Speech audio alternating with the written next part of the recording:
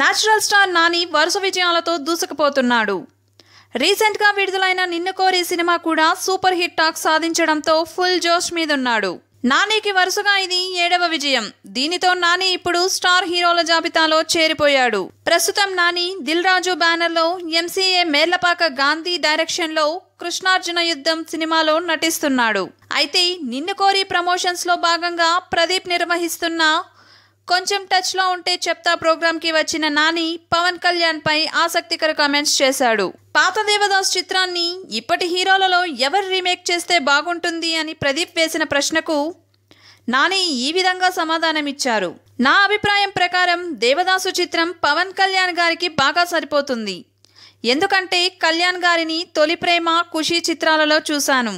ఆయనకి ఈ రోల్ పక్కాగా సరిపోతుంది అంటూ అందరినీ ఆశ్చర్యానికి గురిచేశారు. నాని ఈ విధంగా కమెంట్ చేయడంతో పవన్ ఫ్యాన్స్ ఖుషి అయిపోయారు.